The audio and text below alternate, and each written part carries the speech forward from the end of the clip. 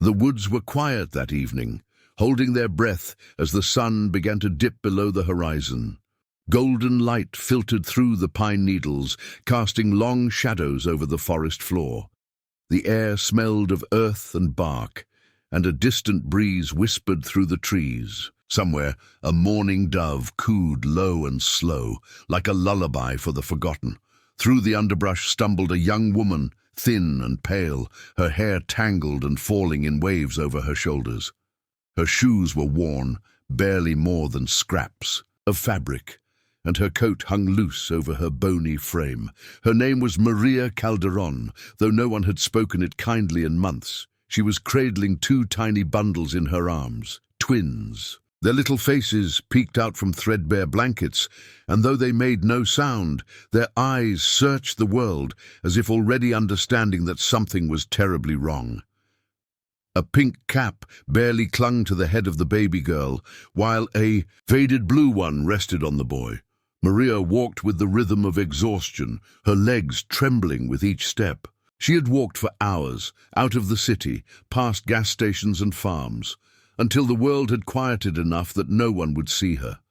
The deeper she went into the woods, the more her hands shook. Tears spilled freely now, but she kept going. She came to a small clearing surrounded by pines.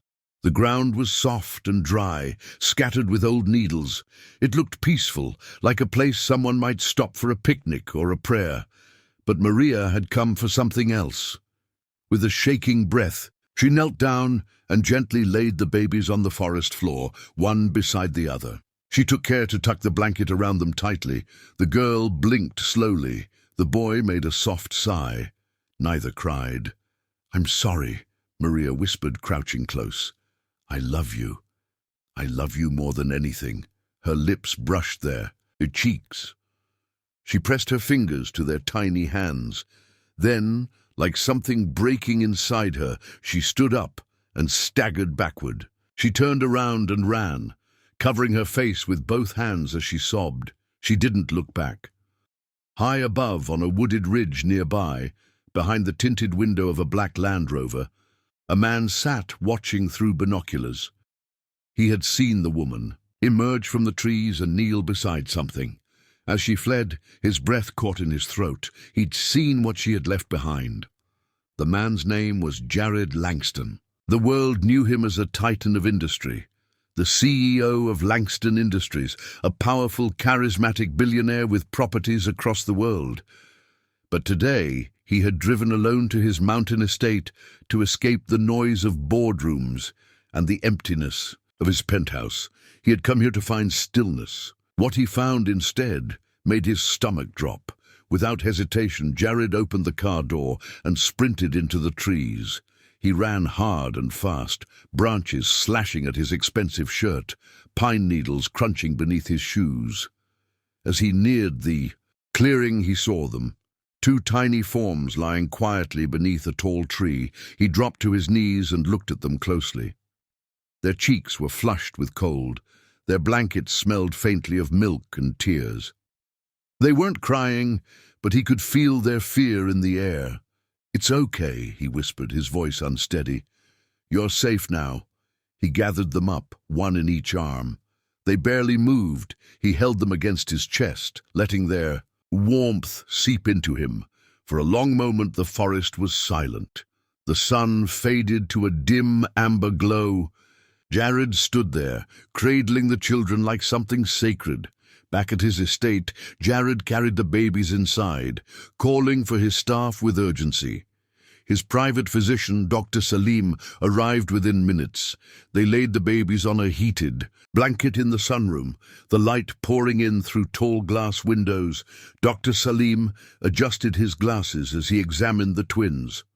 "They're dehydrated, hungry, but no visible bruises or signs of abuse," he said. "You got to them just in time." Jared stood nearby, his arms crossed, his jaw tight.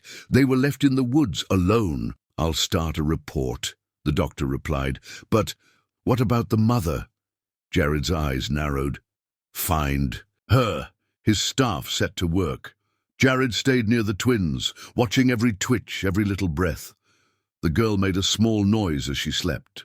The boy clung to the edge of the blanket like it was the last thing he could hold on to. Meanwhile, Maria was 5 miles away, walking along the edge of a highway in the growing darkness. Her arms ached with emptiness. Her soul felt hollow, like a shell that had once held something fragile and precious. She stumbled into a gas station parking lot, collapsed near a vending machine, and sobbed into her knees. People passed, some staring, others ignoring. No one stopped. Eventually she curled up beneath a closed shop awning and fell asleep, whispering her baby's names. Lucia. Leo. I'm sorry, please. Please forgive me. Morning sunlight spilled over the Langston estate as cameras were set up on the vast green lawn. Jared stood in front of a marble podium, wearing a dark suit, his hair swept neatly to the side. Yesterday, he began, voice steady, I found 2 newborns abandoned in the forest near my private estate. I am not their father, but I will be their protector. News outlets swarmed. The public was stunned. Commentators speculated. Social media exploded. Behind the scenes, Jared hired a private investigator to comb through every CCTV, every hospital record, every thread of data that could lead them to the mother. It took 2 days. They found her half-conscious behind a dumpster, her body weak, her lips cracked. A social worker brought her in. Maria sat in the corner of a police interview room, hands folded in her lap, her eyes red and sunken. She expected jail. She expected hate. What she didn't expect was kindness. The social worker sat with her, listening to her story. Maria told it slowly, painfully, the words like splinters pulled from her heart. She spoke of betrayal, of the father who left when she told him she was pregnant, of the job that vanished when she started showing, of eviction, of hunger, of long nights curled around her babies, trying to keep them warm with nothing but her own breath. I thought someone would find them, she whispered. Someone who could give them more than I could. Outside the room, Jared watched her through the glass. She wasn't a criminal. She wasn't even careless. She was desperate and brave in a way he hadn't understood until now. He knocked gently and stepped into the room. Maria looked up. Her eyes widened. You're the man on TV, she said softly. I am, Jared said. Your babies are alive, safe, and beautiful. Her lip trembled. I never wanted to hurt them. I thought maybe someone like you. I believe you, he said. You did what you thought would save them. And it did. In the weeks that followed, Jared made a decision that stunned the press. Again, he did not press charges. Instead, he offered Maria a place on the estate as a caretaker for her own children. It began carefully. Maria moved into a guest house. She helped with feedings, changed diapers, read stories. The children recognized her. Lucia's eyes lit up whenever Maria walked in. Leo giggled when she held him close. Jared watched as she came alive.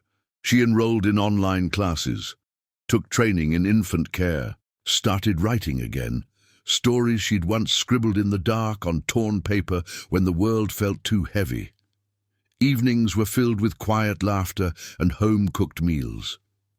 Jared found himself lingering near her more often, drawn by her warmth, her strength.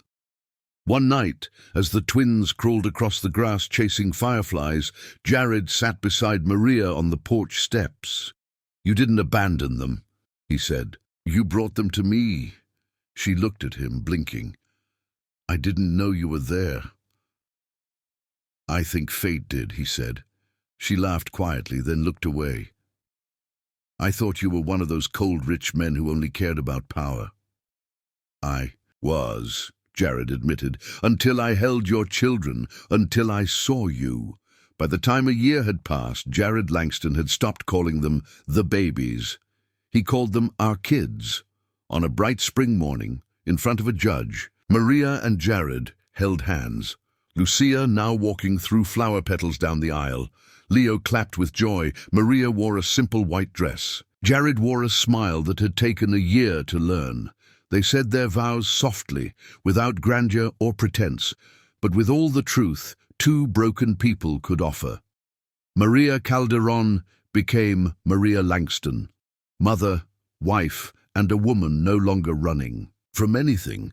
She had once thought she was losing everything when she left her babies in the forest, but she had in truth given them everything, and in return, life had given her something more than she ever dared to dream. Love, family, home, all. Because a man in a black Land Rover saw everything and chose to stop.